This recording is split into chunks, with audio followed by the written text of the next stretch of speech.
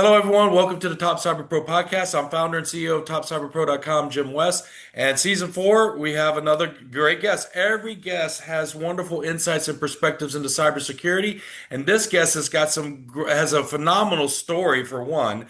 And if anyone's been following her on LinkedIn, she's had an incredible journey in her career so far. And she's still got great things in the horizon that she's yet to do. I mean, just imagine the road ahead is much more great things ahead of her than what's already been behind. But without further ado, Monica, could you introduce yourself and tell us a little bit about your story? Hey, Jim, thank you for having me on this podcast show. I'm really, really grateful to be here. Thank you for those very kind words. I think they were very, very kind. A bit about myself. How do I say this? I think I'm a person who I've been a person who's been told no far too many times. And over and over, I just keep on proving the world wrong. That's probably become my signature mark in a way. But I come from a very humble background and beginnings. I was born in Delhi. I lived a bit in States. At in my teens, precisely around 18 or so, I kind of like decided I wanted to do something different. I grew up in a society, obviously, where girls were not traveling abroad, leaving home, building their journey, especially in a very male dominated industry like cyber, which was not even called cyber 20 years ago when I joined this industry. That was not even formed in that time. It was mostly network security, Hmm. databases, servers kind of stuff, right? We were not really calling it cyber at that time. But I was a teen with a lot of dreams, supported a lot by my father, who told me and my sister, never let anyone tell you what you can or cannot do. And I think that stuck with me since I was a kid. I don't think I truly understood the importance of that message growing up as I do today, looking back into my history. But then I decided that I wanted to do something really like I was into tech actually from early on. I think I have shared the story in my blog somewhere.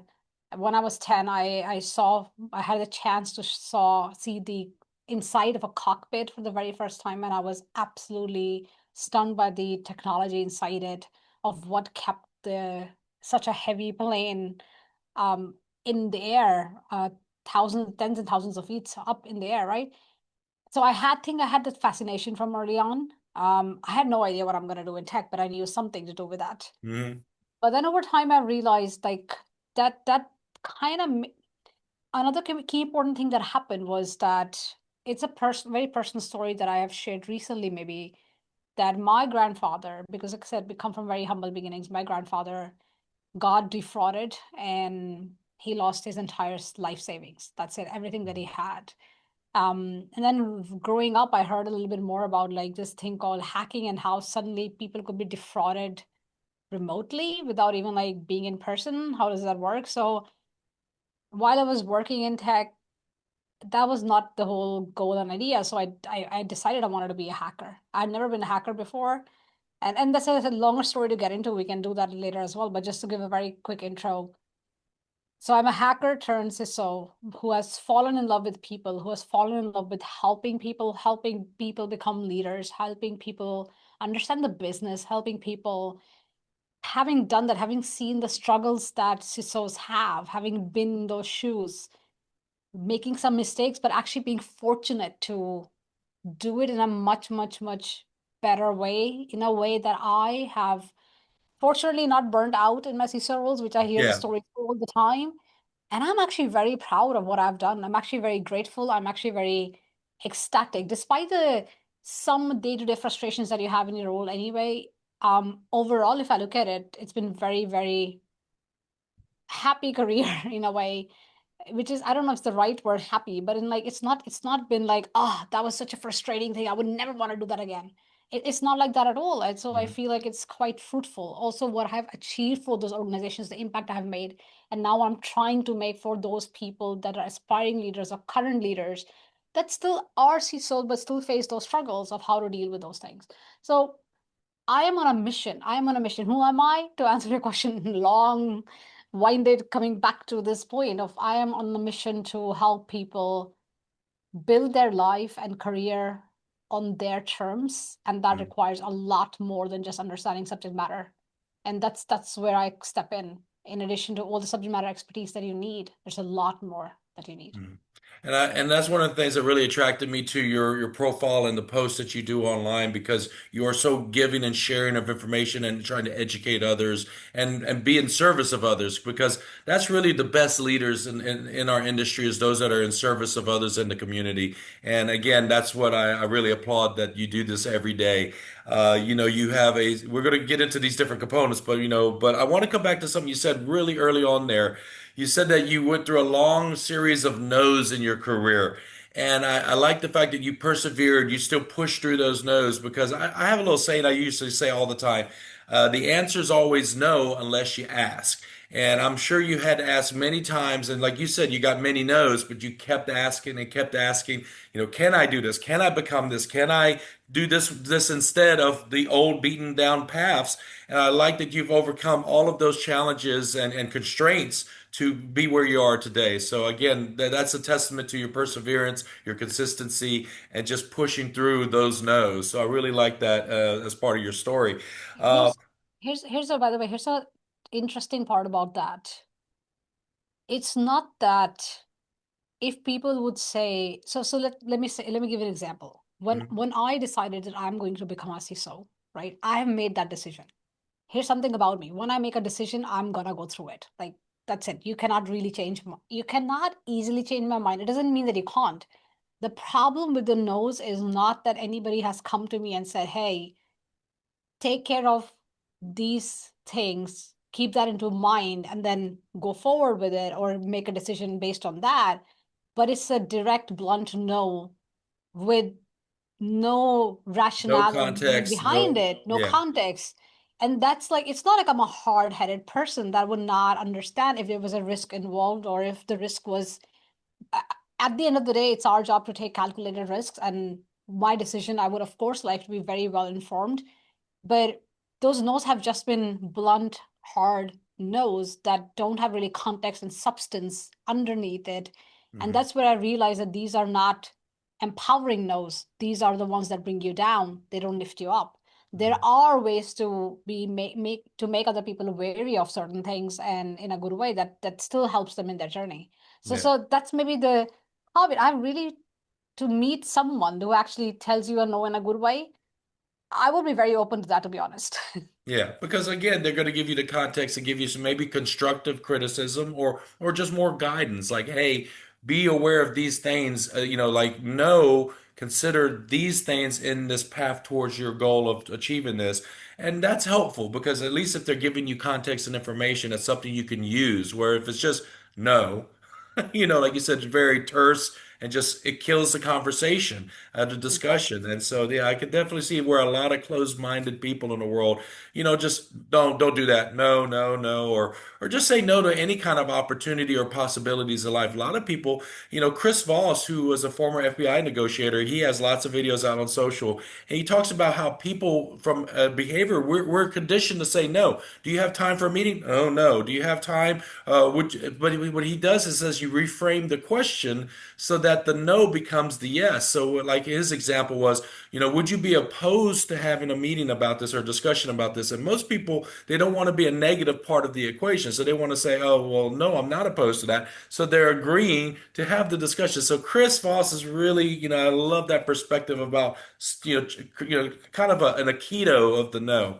Not to get too far on the Chris Voss path there, but I do want to talk about something that you have on your socials right now that I think is really interesting. I love to learn a little bit more about. But you have a security leadership masterclass, and before I turn over to you to talk about it, it's funny because I've been focused a lot on not just security leaders, like CISOs, CTOs, CIOs, and CSOs, but I'm also been focused on myself creating a curriculum for just leadership cybersecurity training. So kind of instead of security leadership training, leadership security training, where it's a CEO, a CFO, COO, where the rest of the executive suite needs to have a minimum level or foundational understanding so that as they're working with the CISOs and CSOs and CIOs, that they have kind of a common ground of knowledge that they're working from. I think a lot of times, CISOs in particular, they're the first, when the axe falls, where there's a data breach, a hack, or anything goes wrong, or over budget, or just behind a schedule. Usually, it's the CISO that gets the axe first, and that's why it's a very challenging, and as you mentioned, having the burnout because it's stressful and it's a lot of anxiety. You're dealing with very shrinking budgets where you're trying to defend every penny that you got in your program, and as well as staff, etc. And then trying to corral all of these directors or managers into working as one unit to accomplish the things you need to do, just to have really at the end of the day the minimum level of security to be able to operate and conduct business, right? So it's a very tightrope and challenging job of spinning plates. But in your security leadership masterclass, what can you tell us a little bit about, the why behind creating it? Because obviously you've seen something and you know something that's going to be helpful. So what is the why? And tell us just maybe a little bit about what are the components you're dealing with in this? So it started almost now, I think 3 years ago. So when it launched last year, it was around 2 years ago. Before that, I was talking to some of my other peers, Jeremiah Grossman, Daniel Miesler, Gary Hayslip. I was like, there are a lot of books out there on, I mean, CISO reference guide from Gary is definitely a good one. But majority of the certifications, majority of the books out there address risk management and Hmm. how do you, as a CISO team, manage vulnerability? How do you run a vulnerability management program, or how do you take care of resilience, and how do you take care of incident management and all of that stuff, right? Which is great. The problem is that I've realized being in that role, maybe, and these are obviously approximate figures. There's no like exact numbers to it, but maybe 20% of what you do is subject matter. 80% of what you do is constant leadership, is constant negotiation, is constant. People even say that we have this joke in our industry like risk management is the key job of a CISO. It's not. Sure, we are helping business take the risk that they can or not take the ones that they should not, and helping them manage it in the best way, sure. But that's still subject matter. To be able to do that 20%, you still need the 80% of negotiation, stakeholder management, budgeting, understanding how you would talk to the board, how you would do the reporting, how would you do comms, how would you do comms in a business as a usual scenario, which is a day-to-day versus a crisis, completely different ballgame. How would you do comms with clients versus employees versus your leadership? All these things around negotiation, all these things around what does it take to create a first, let's say, a cybersecurity program, but also to execute the program.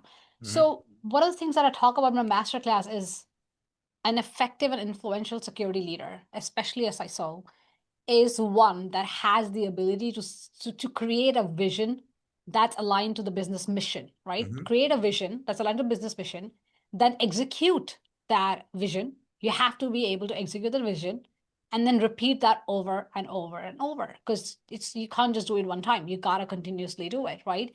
Without burning out, and yet hiring the best talent and making sure that all of these works in harmony. And this is not an easy job. And I think 20% of subject matter skills are not enough to be effective and influential. If that's what all you got, you're not going to be top 1%. And the whole masterclass is about how do you get into that role if you're not in that role, even if it's like head of GRC. And I give you a very important example that I talk to my students all the time. If you're not a CISO right now, you're a, say, head of GRC, head of SOC, you're still in a CISO team. You got to still understand, how does your CISO think? What's important for him or her?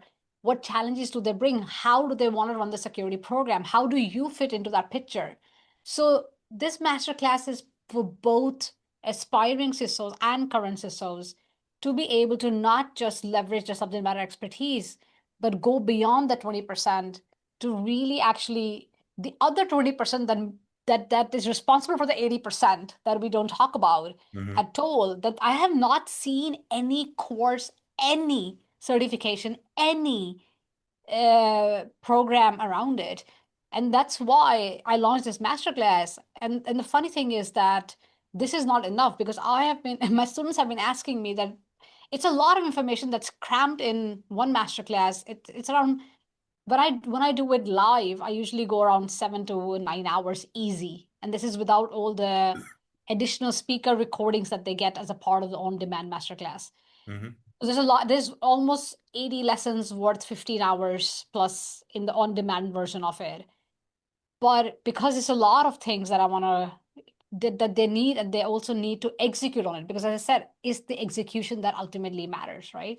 So I'm actually going next step. I'm actually creating security leadership accelerator program that's going to launch in August this year, because until you understand what this rest of the 20% that contributes to 80%, you're not going to become top 1%. It's just not going to Right. happen. And you will not be able to. And it's not about, it's the top 1% is not about the title, it's not about the salary, it's not about you have to be the highest paid CISO. It's not about these things, it's not about the fame. It's about your ability to build your career and your life on your terms. For the last 8 years, Jim, I have not applied to a single job. Every single job that I landed, people came to me because of the work that I've done, because of the credibility I have built. That gives me options, that gives me choices, that gives me the ability to build Hmm. my life on my terms. And I'm not done yet, right? But you got to start somewhere. So there's a, I can go into a lot of details on that, but this is the crux of what is, why I created it, what it is about. And it's really to help you execute on those things in your career, in your life, to build it on your terms. Wow. And I love a lot of things you said there. The first thing, the word you mentioned a lot in the beginning was the negotiation.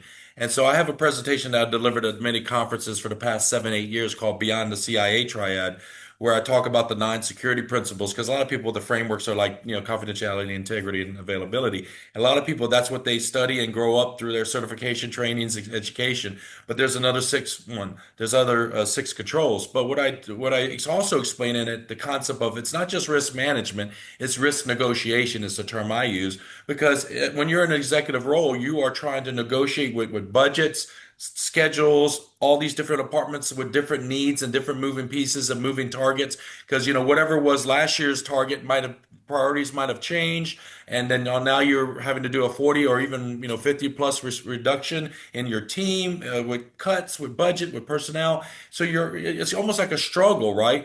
But the more effective you're able to speak the language of corporate or of the executive team, that's where I had I forget the guest, but I've had a previous podcast guest where we talked about that, where where the cybersecurity professionals and executives need to be able to speak the language of the corporate ladder of the CEO and the executives and the stakeholders. And the stakeholders need to have enough cybersecurity education trainings where we can meet in the middle so that we can work together and work more effectively together. So that's why I've been working on my own program to teach the leaders cybersecurity fundamentals. And so where that course has taken me, I'll just share a little bit with you, is I'm developing a new presentation that I'll be presenting at conferences later this year and next year called Insecurity. And it's almost like a skit, or almost like it's meant to be like a stage production. We're going to try to get it into into a TEDx next year as well. But it's where I go through scenarios with the audience. It's a very interactive exercise where I'll have someone play a CISO at one point, but their name tag will say victim, because everybody in any role, you've got a target on your back, right? And so as the victim, I'll take them through so that way they can see the challenges in the balancing act. And even with all the greatest tools in the world, it only takes one little, kink in the armor or one vulnerability to undermine everything that you've built and planned for. And it takes everybody. But in the presentation, there's one act of the presentation where I'll have the audience, we're focused on like mobile security because a lot of business gets done on our mobile device. And so during that particular session, I ask a bunch of different questions. Do you do this? Do you have this on your phone? Do you practice this? And then people will hold up their phone or lower it. So the idea is to have this sea of audience members raising and lowering their phones, but then at the same time looking around at each other like, we are not the same when it comes to like trying to have the same levels of minimum security in just the things that matter to us. Like my first act is focused on the wallet. So when I talk to people about, I don't have a wallet here, but let's just assume this was a wallet. So in the first act, I'll have someone come to the stage and represent a business as an individual, because a lot of our training and education, it's the organization, it's the business, it's dollars, it's quantitative, maybe a little bit of qualitative. But until you can make it relevant to the individual. So if I'm in a room full of executives and I have an executive walk up and say, "Hey, what's in your wallet?" And they're like, "Well, I got some bank cards, I got a debit card, I got my IDs, social security, all this information." The idea is to step them through, this is your data. This is the things that matter to you. Because if you get your wallet stolen or you lose your wallet, it ruins your day. You have to now call all your banks. You got to start responding to that incident. And then the whole idea is then I'll ask the audience, what are some things that we don't need in our wallets all the time? And it's the same thing about what we put in the cloud, what we have in our data, like what's our critical data that we absolutely must take on the go. And then they start realizing, oh, I don't need to have that many banking cards in my one wallet, all my eggs in the one basket. So that now I'm teaching them about reducing attack surfaces and all of this just by talking about what's in our wallet. And then I go on to the mobile phone in Act Two, and then I do a data center concept. So I'm teaching these executives what the CISOs and other cyber folks are dealing with on a regular basis, but making it relevant to them as an individual so that they understand these cyber concepts that they hear about. But they just, sometimes these acronyms and these terms, like when we talk defense in depth, if I'm a CIO and I had no cybersecurity experience, defense in depth sounds like I got to spend a lot of money, right? So that's what it becomes sometimes. But by making it relevant on a level of what's in your wallet, what's on your mobile phone, because everybody's got a phone, everybody's got a wallet. So, and then everybody has a house. So I talk about a house and owning a home or apartment like a data center, with different shared responsibilities, hybrid cloud, on-prem, and all that. They start to learn about really what that, because I do the correlation to make it important to the individual. But I love that you have this masterclass where you're trying to help the CISOs either become people become CISOs because everybody hears that it's a hot job. But it's a hot job for two reasons, because there's a lot of people that get burnt out really fast. And so companies seem to be always looking for CISOs because we get burnt out. We decide to just, hang it up and do something else because it just becomes where a lot of people just say it's not worth it anymore. It's not worth the stress. It's not worth the battle. But for those like yourself and others that have found a way to be very effective in your roles, I thank you on behalf of the industry because we need 1,000 plus more Monicas out there. Um, you are noted as in the top three CISOs in the Europe, Middle East, and Asia region, in the EMEA region. So I know that didn't just happen overnight, right? But what I'd like to ask you is if we could go back to that day, well, I know in the beginning you kind of gave a little introduction to your career, but the question I have is if we could go back in time to that one particular moment, that day one, as I'll call it, where you made a decision that I want to do information security, cyber, IT. I'm all in. Is there a story, like a particular story that you could share with us for that moment? And what is that story? One of the things, and I think you're right, like it's not that this happened overnight. I think it's a lot of small things that led to that decision that I made. And I think that's also probably why I when I make a decision, it's most of the times very well informed decision.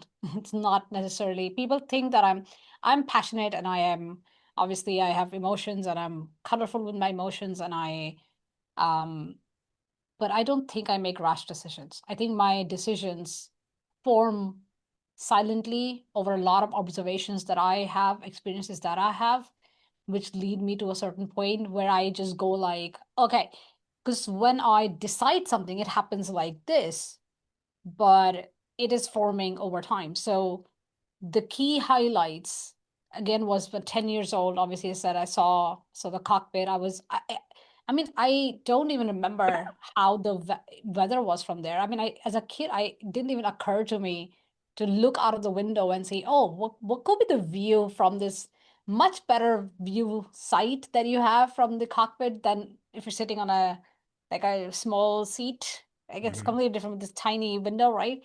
But I don't know. I don't know if it was raining, it was day, it was night. I have no idea because my eyes were glued All the controls and to the toggles and controls and I switches. was just like, whoa, what is this? This is absolutely nuts, right? And I was like, man, I wish to understand. So my I think that translated to me wanting to break things apart to try to understand how they work and then to put them together in a way. Hmm. That's how I think I got into hacking, also added to the fact that my grandfather had to go through Hmm. something so drastic in his life. I grew up with him. This is something I saw him go through as a child. I did not understand it that much. I mean, I was a teen by that time already. I didn't understand the repercussions of that much, but the fact that I could solve that problem for a lot of people and organizations, and that I get to break things to fix Hmm. them in a good way, I still call myself as a hacker because we have agreed in our industry. And I think I don't want to call me as ethical hacker. I mean, I'm not a cyber criminal. Hacking is not a bad thing. It's not illegal. Hmm. Doing it illegally is illegal, but that's why when you are a cyber criminal. So we obviously within our industry we know hacking is not illegal as such, but we don't know it outside, right? And I've been very conscious about it. I say hacker to CISO is my journey, right? I introduce myself as somebody who went from hacker to CISO. I don't always say ethical hacker Hmm. because I want the world to understand that hacking is a fun thing. It depends on how you do it, what you do it for, and Hmm. under what circumstances you're doing it, right? Yeah.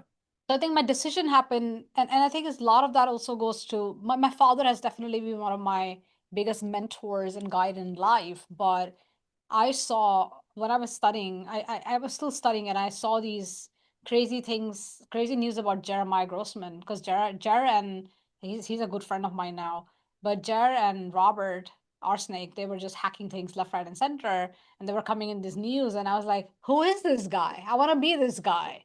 And then I just reached out to Jer as a student almost 20 years ago now, and just like asked him like, hey, I'm doing I want to get into hacking. And that time I was doing my master thesis in academia. We were not necessarily allowed to do things that were practical.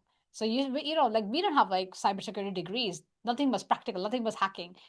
We used to study cryptography, random oracle models, obviously all the basics that's under the hood for how security works today, obviously, which is great. So I got all that knowledge and understanding fully ingrained in me. But I wanted to do something practical, and I wanted to tie the academia to industry. So what I did was something really crazy. I don't think anybody else has done it in the university, but I told Jer that I want you to be my external supervisor for my master thesis on hacking. So it was around actually specifically web application security and web application hacking. And he said yes. And then I was like, oh, geez, this guy who doesn't even know me said yes to me, which is fantastic. It was just literally a cold message to him out of nowhere. I was Hmm. no one, right? I was literally no one, a student. And then I was like, okay, shoot, now I need to convince my university that this is a good idea. First, they don't do external supervisors that are not from the university. Second, nobody does hacking. They don't even like, what is this? But long story short, I managed to get it, get convinced them, and I even got awarded as I got the best master thesis award for that my work that I did. Which is why when I was like, okay, I think I've just realized over time that if you are courageous enough to be stupid and courageous enough to look stupid and dumb without worrying about it too much, you will find a way to do it. And then it's one of the things that I wrote at some point on what I keep on saying as well. In the beginning, people will call you crazy, then they will tell you like you're just being stupid, and then they will be like seeing you rise, and they'll be like, whoa, what just happened? And then they'll be like, oh, how did you do it? And then they will be like, oh, we knew you will always make it, right? So Hmm. like people's perceptions Yeah. completely change on you based on how much self-belief you have in yourself. And I think I've suffered from self-belief quite a lot while I come across as someone who always believes in myself, but I try to always come back to the point like I gotta believe in myself, of course. Hmm. It's not a constant state. It's something that one needs to work on all the time. So I think it's that mindset of hacking and then just somehow randomly making it happen at a university level where there were no courses around it, and then finally finding a way into hacking as a hacker for Siemens in Germany. I was like, yeah, we gotta do this. That's Hmm. fantastic. But the most important thing, by the way, in my journey is this. When I had worked as a hacker for many years, I got very much into risk management and understanding businesses don't care about XSS. Businesses don't care about SQL injections. Businesses don't care about a new clickjacking hack or whatever new thing popped up. What they care about is how to continue to build business that's profitable, that's obviously according to the mission, serving the business, serving the clients, whatever that is. is the reason I think why I had probably a very short journey from when I was still a hacker to when I got my first CISO gig. I think it was just 4 years in between the two, which is a quite short span to go from Mhm. hacker to CISO with such a level, because I immediately got a lot of exposure to executives, to board members, to talking to them about risk at very early stage, which is where I realized that I had more things that I could offer than just hacking. And I don't mean it to diminish how important offensive security is, but that there was so much more outside that needed to be done, and which attracted me at some point. Then I decided, like, okay, CISO is what I'm gonna be. I love that. One of the part of your early part of your story there was it reminded me of a Ted Lasso clip where he's talking about how people underestimated him and just, had their impressions of him. But he said that the thing that they didn't do was be curious. And I like that in your story that you just had that curiosity and then like you said, be willing to look stupid for a while in your pursuit of getting knowledge. The fact that you reached out to someone you was looking up to and admiring, and that's the one thing I love about a lot of professionals in our industry. That so many of us are willing to help people with just sharing information, coach mentorship, and that is huge. And that's the thing I like about LinkedIn is that you could just reach out. Like, prior to this podcast right now, I just connected with you and sent you a message. Hey, I would like to have you as a guest on the podcast. And eventually, by asking, you said yes. And that's the beauty of just reaching out to people and taking a chance on, like I said, the answer is always no unless you ask. So I love that that's Yeah, in I your mean, you and I story have too. not ever met in person, right? No, So this is no, the first interaction we're having, and I'm so happy to help. I'm so happy to serve. And I think you're absolutely right. This is so beautiful about our industry. So I think it's like, for me, it's when I say this that um optimistic realism, I mean it. Or people think that being optimistic is naive. I think it's absolutely fantastic. Without optimism, you will never have something to look forward to. And I absolutely love this example of Ted Lasso, because yeah, I've seen that scene 100 times already. He's playing darts and he's yep, telling that they obviously made all these judgments, they were never curious. And I think I it resonated with me, and I'm 100% sure it resonated with a lot of people of in the world, course. because it's constantly what happens is that people are judging you, putting you in a box, labeling you all the time. They're not curious enough. And funnily, my father has taught us as kids, you always got to ask why. Like, why are we doing this, or what is the reason behind it? And the problem is that school or corporate world or whatever just punishes that, which is absolutely bonkers. I just, to me, Yep. just, I don't understand that part at all. Yeah. The very touching thing about that Ted Lasso scene to me, and I think people get it, but the bigger message was the be curious part, and then the scene of the darts. But when he says, I played darts I think it was Sunday with my dad, and then he says barbecue sauce when he throws to hit that final bullseye, because the red barbecue Exactly. sauce, because it Uh-huh. was a barbecue place they threw darts at. And so he was recalling fond memories with his dad, and that was kind of that undertone of that whole scene where you'd miss it if you didn't know the bigger context of what he was, reminiscing over. But the fact that that was an important part of his life, but yeah, and I like that your father was this huge part of your life to push you into He this still direction of is. He being still is. I curious mean, yourself. he still is. Even today, like I talk to Jer. Obviously, my husband is a big inspiration for me as well.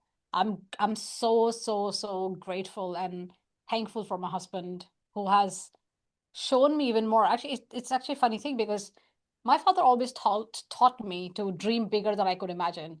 And Hmm. I thought that I was doing that, but my husband actually showed me to dream even bigger than I could imagine. I was like, how was that even possible? That wait, what? That does that even exist? And it seems like it exists. And I tell people as well, like, who you choose as your partner is such Oh a yeah. big decision of your career and your life and everything. It's not just life, it's also career and Yeah. everything that you do, everything, like, that is the most important career decision you will ever make. Like, it's Yeah, it'll so either become a important. prison cage to you and your capabilities, or it will set you free and make you rise to higher heights. Because I recently got married as well, and this partner of mine she's amazing. She completes all of my shortcomings, and she strengthens my strengths. Like we work well together as a partnership, as a team. And you're absolutely right. The person you choose to spend the rest of your life, that journey of life together, is one of the biggest decisions in your life. Um, So the next thing I would like to talk about, because I do want to respect your time, there's a newsletter you have. And so folks, if you want to start getting some great insights, perspectives, and knowledge from Monica, she's got the Monica Talks Cyber newsletter. And this is something that I'm gonna let her talk about it, but this is something that if you're not already following her on LinkedIn, you need to be following her because she posts pretty regularly. She's got some great nuggets of insight and information and great perspective that everybody needs to get cued in on. But can you talk about your newsletter and again, what are some of the things you're sharing in the newsletter? And yeah, just tell us a little bit about this newsletter. Yeah, so it's Monica Talk Cyber. You can subscribe it on monicatalkcyber.com. It is not just nuggets, but it's also a path, a journey, mistakes, or things that we can do differently, covering variety of topics within AI, within cyber, and within leadership, and a combination of that. Hmm. And I'm not saying like anything AI. Obviously, everybody's talking about AI. I'm not talking about that. Yeah. I'm not talking about every random shit about AI. Pardon my language, but Yeah. it's about AI in the context of what we need as cyber leaders. It's AI in terms of ethical and responsible AI, in terms of AI risk, and obviously in terms of also how the geopolitical power play of AI is changing, which is much more than just risks and security. And so my one of my next newsletters that's coming out, or one of the ones that I've already done before, that addresses AI power play, right? How the political circumstance of this is changing in terms of not just corporations like OpenAI or Claude or DeepSeek or whatever, but in Yeah. terms of actually nations, but also in terms of governments, which we are seeing more and more. So this is, what impact does it have on you as a career? What impact does it have on you as in your life? And especially in your professional journey as either a mid-level or a head of or a CISO, what are the things that you need to be wary of and what the questions you should be asking? And same thing with cybersecurity, like your journey. So things that I share on LinkedIn are smaller nuggets, but I go deeper into the newsletter. Most of my newsletter in the beginning, they used to cover one topic. Now they cover usually 3 or 4 topics every newsletter because I want people to get that deep dive into my thinking. So if you do love my content on LinkedIn, you will absolutely love my newsletter. So I would absolutely recommend you subscribe to it.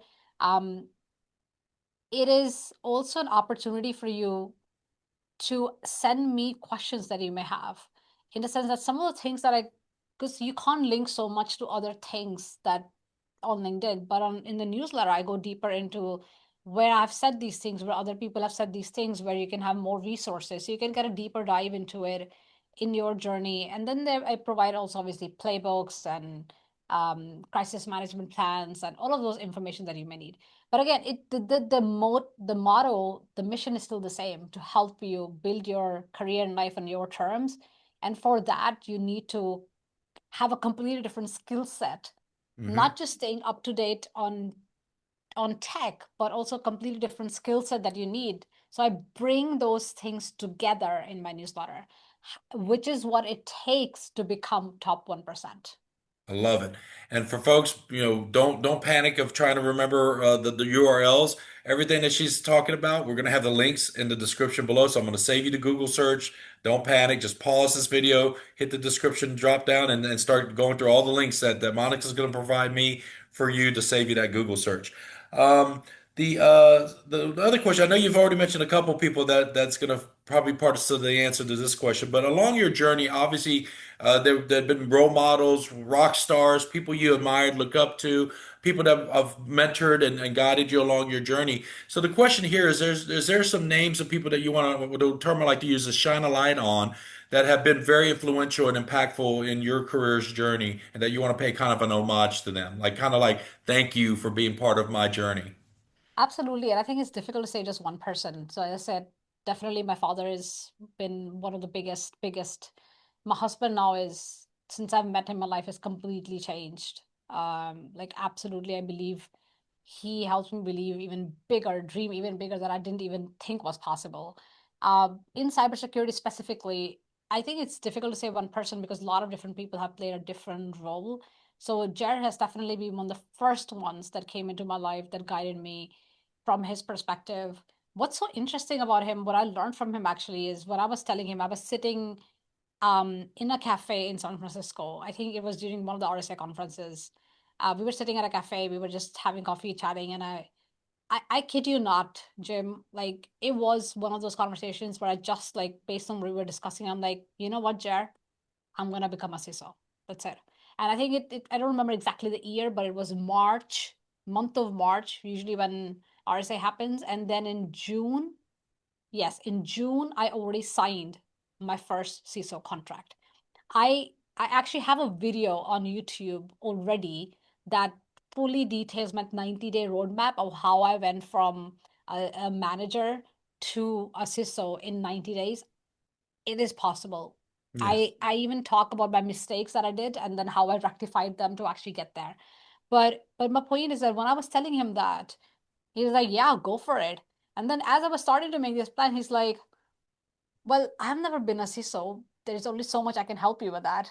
Hmm. And it's absolutely so humbling and so amazing of him to say that because he has so much insight in so many things, but he looks up to me now Hmm. on CISO experience and CISO journey because he's like, well, I'm not done that. You've done it. And I've realized I have talked more and more to people that whenever I ask somebody something that has never done it, they always give me some BS advice that absolutely has nothing to do with it. Like, like it is so obvious to me now. You should never ask advice from anyone that has never done it. So I think Yes. different people have had different roles in my life. Jer has been more in terms of entrepreneurship. Then Kate Keane, she's been a really good friend. Olivia Rose, she's been absolutely fantastic friend as well, also a role model. Daniel Miesler, absolutely great. Graham, Gary. I don't know. All the names that I'm not There's saying just right so now that I many, pull up right? with, I don't want them to get pissed at me because they're really, really great. There's so It's many like that fantastic Oscars people. moment when you're thanking the Academy and all the Exactly, like people, and then you're Graham gonna and forget somebody. literally It's Jane. fine. I can't even like.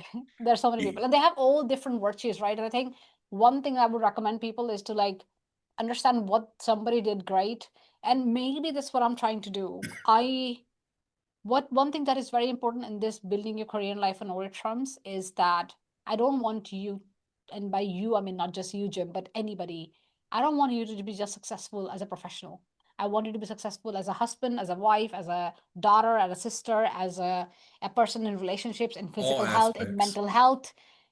That is so underrated. I mean, even in my CISO role where I was working like freaking 60 hours, I would still go to the gym. I would still have my detox when I needed every now and then. I was regularly training, sleeping.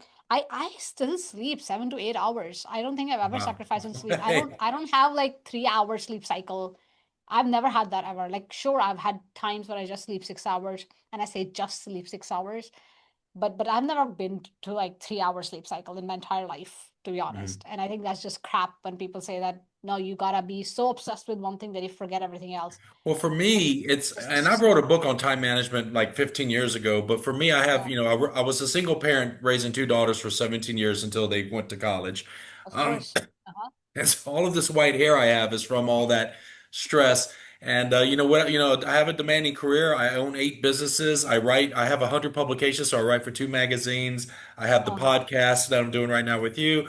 Of I course. have three about to launch another cryptocurrency. So I have multiple projects and all of the stuff. And I do have a phenomenal team. I mean, from my COO to all the other folks that are behind the scenes, they do a tremendous amount of work. But they also will be the first to tell people Jim works harder than anybody we know. And I do identify a lot with that 3 to 4 hour sleep cycle because right now I'm very tired. But you're right, you can burn out. You have to learn to pace yourself, and you definitely got to take care of yourself. You're absolutely right. People kind of neglect their personal needs and to get the proper sleep, to take care of, to work out, be healthy. Because if you're not healthy, that means you're not 100% to show up for the organizations and the other people that also have to show up for work.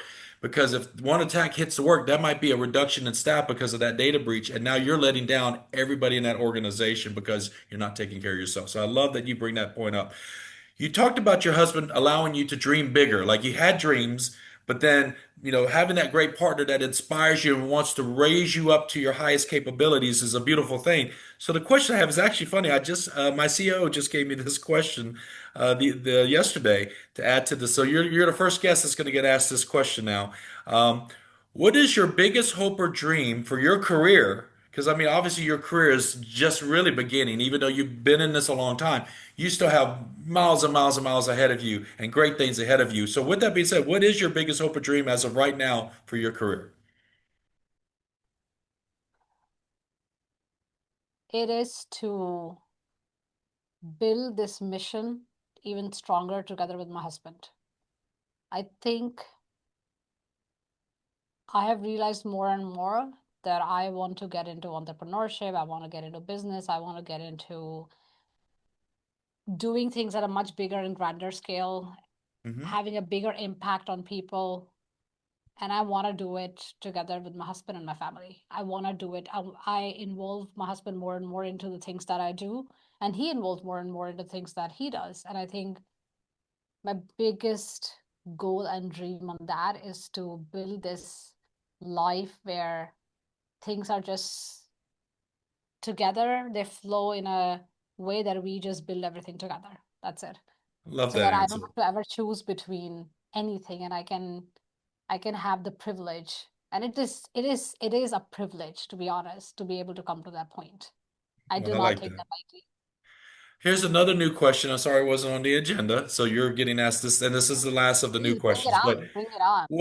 what either in your past of your career has intimidated you most, and what intimidates you or gives you that kind of little bit of anxiety, the rise to a challenge, if you will? But the reason why I ask this question is because a lot of folks, when they're getting started in the cyber and IT, they get what kind of an imposter syndrome, right? They might have one, two certs, might have got a bachelor's degree, but they're starting out and they kind of feel like I shouldn't be doing this. I'm in a complete, poser, imposter. It's that imposter syndrome. And for that, that's for a lot of people, that's the most intimidating thing in their career. But what has been something in your career that's either was very intimidating for you in the past, or currently is the kind of a challenge that you're working through?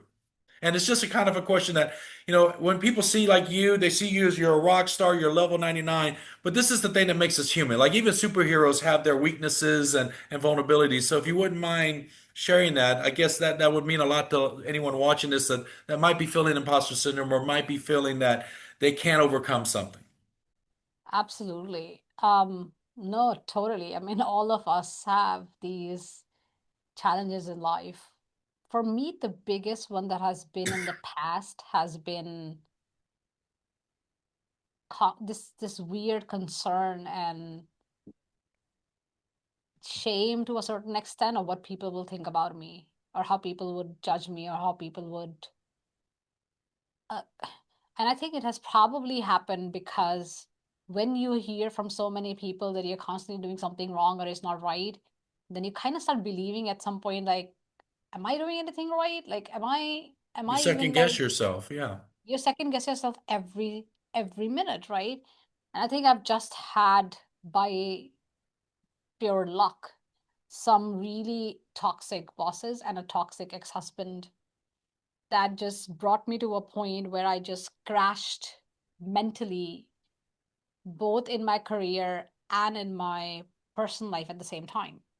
So that happened to me around 10 years ago, where my professional world and my personal world were crashing completely to rock bottom at the same time, because my boss at work was extremely toxic, and my ex-husband and everything around it was extremely toxic, and I was constantly being told how everything that I do is wrong, how people around me are unhappy, and I started to believe them.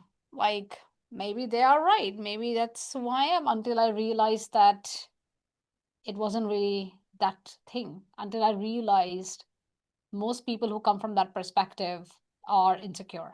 Yes, there's something inside Insecurity. themselves that they hate and they want to tear others down to make themselves, that's the only way they can feel a little bit better about themselves is to tear other people down.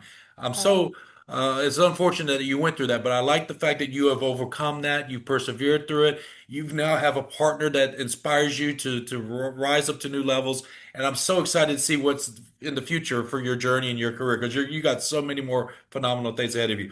There's some more questions we're going to wrap through real quick. So there's these rapid fire questions I ask all my guests. It's my moment of levity, so we can take a break from talking to tech and the cyber and leadership. So if you got a minute, just whatever the first answer pops in your head, I'm going to ask these questions and then just we'll have some fun with it. You ready? Ready. All right. Now this one splits every room with IT professionals. So Star Wars or Star Trek? Star Trek. Star Trek. Star 100% Trek. Star Trek. Okay. What's your favorite cast of Star Trek? Chris Pine. Sorry. What was that? Chris Pine. Chris Pine. Okay, the new Star Trek movies. Okay, Chris Pine's a phenomenal Kirk. Um, Cake or pie? Cake. What Cheesecake kind? and tiramisu. Cheesecake? And tiramisu. Okay, tiramisu. Oh, tiramisu is a good one. What has been your most favorite book of all time that you've read, and what is the most recent book you've read? I think the favorite one is 48 Laws of Power. Oh, that's a great one. I wouldn't say that every law resonates entirely in today's Yeah. world. So you got to be very careful with that. So you got to have your values already in place before you start reading that stuff. A lot of that is kind of like a lot of that is kind of also with the mentality like you got to dominate at all costs. I don't think It's you a got to very dominate. Machiavellian focused or Exactly. So perspective of the you laws of don't have to power. Yeah. dominate at all costs. So if you have just that mindset in your head, because I truly believe in win-win-win. I believe Yeah. that we all can win together. So if you have that mindset, go read that book. If you don't have that mindset, you probably should stay away from it. The last one that I read is that was a good one. Which is the last one that I read? Because I do have this bad habit of starting books and not always And not finishing them. I finishing. do finish some of them, but I don't manage to finish all of them. I think it was The Psychology of Money that I read recently. I mean, I actually reread it recently. So I read that Psychology of Money, I think, around Okay. 5 years ago, and then I love that book, by the way. It's not my favorite book, but it's a very good. It's a very easy read. I Okay. think that's probably one of the books that I read page to page very fast because like Fortnite was powered that took me a long time to finish. But Hmm. this one I think I finished quite fast, and I think I reread it recently. Okay. I Well, like thank that you. one. And if you give me the links to those books, I'll put them in the description below. Last question on the speed round is a hot dog a sandwich?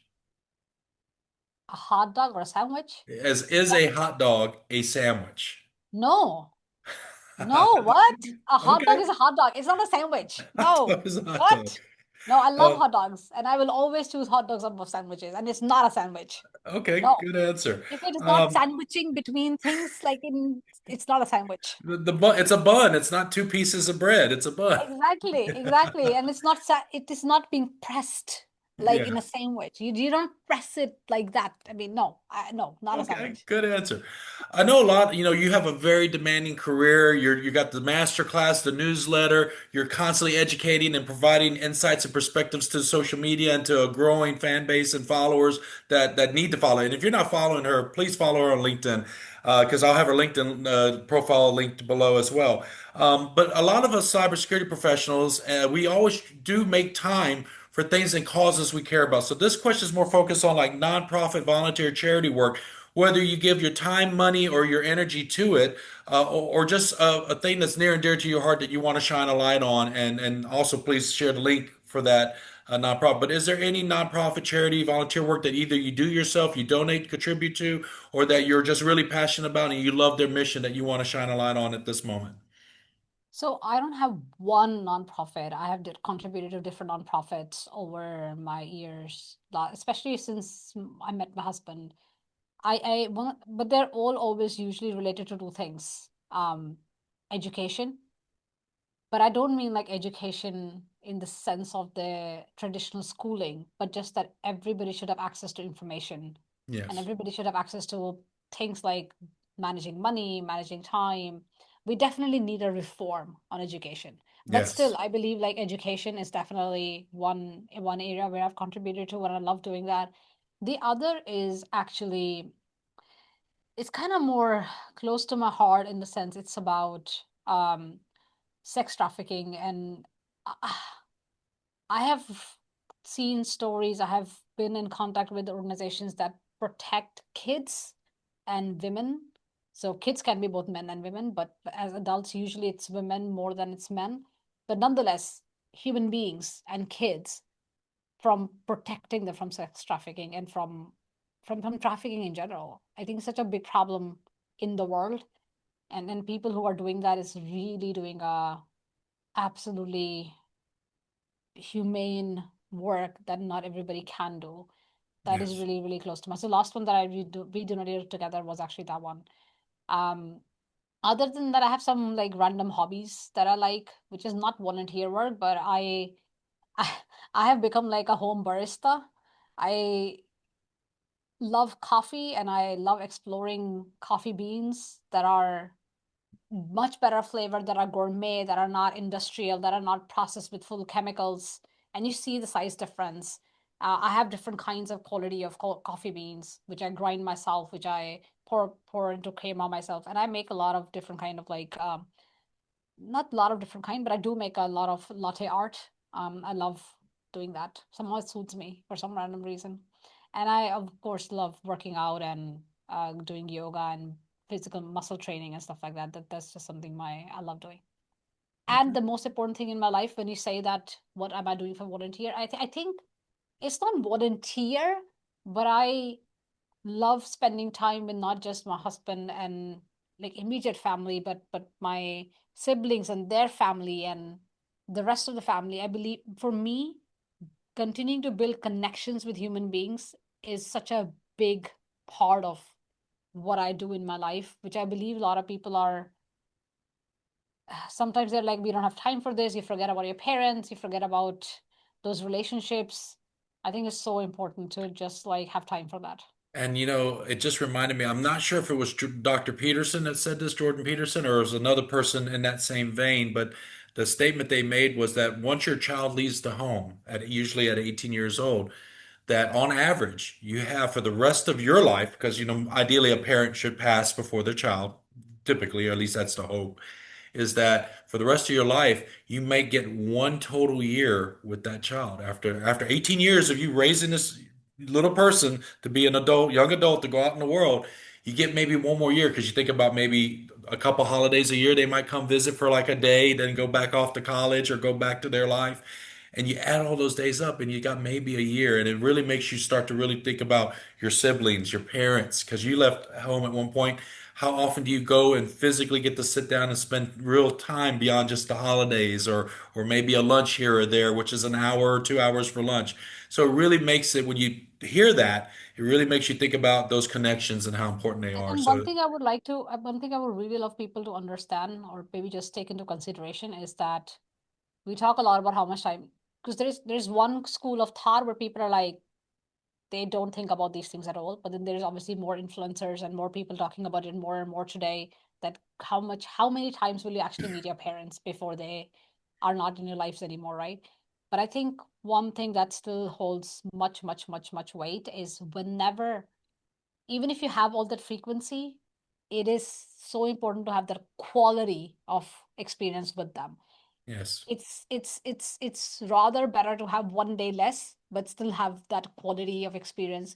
You should not have one day less, but I'm just saying like the quality of experience is so Quality over quantity is give them, always better. Yeah. exactly, give Because you them could be that. you could be at a dinner, but everybody's on their phones for 2 hours and you're What's the not point of spending that? any quality time. So you're absolutely right. So this is the moment where we're wrapping up now. And so for all of my guests, I give everybody the final word. So this is your moment to speak on anything you like. What's next for you? What's an upcoming project? You have the floor. Yeah, so as I first, you absolutely deserve to build a career and life on your terms. It takes effort, it takes will, but you deserve it, and have to, you are the only one that's responsible for making it happen. Nobody else. Like, no one else is going to come save you. I will guide you, I'm supporting you, I will do all of that, but I still cannot save you. You gotta do it, and you can Mhm. do it, right? Um, so one of the projects that I'm currently working on that is about to release very, very soon is, as I said, because a lot of people were like, you have so much information, we need to like get a little bit more on the execution of how can you help us execute these things. So I'm launching my security leadership accelerator program. And this is going to go much deeper into how you can utilize those skills that I teach you in your role today, in your next steps, including personal branding, including having that influence in that role, including all the things that contribute to becoming that top 1%, but also being able to have options and choices to build your life and career on your terms. So it's going to be a full on accelerator program. And I'm really excited to bring it to you guys, like, honestly. It's been crazy. I think like I every time I feel like done with something, I just feel like, no, I'm just beginning. And I think having that mindset is kind of very important. So you got this.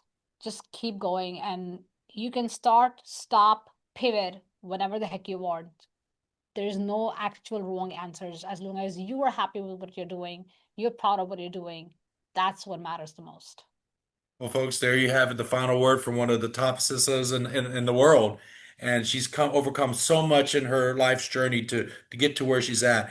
And it's just a testament that of the human spirit, mental toughness, and just having this just grit and perseverance to overcome challenges in life. Because we all have issues that we go through in our life, both personal and professional. But again, this is testament of someone that's a level 99 rock star in cybersecurity. And if she can make it, you can too. So anyhow, Monica, thank you so much for your time today. Thank you for being on the Top Cyber Pro podcast. Thank you so much, Em. It was lovely. Thanks a lot.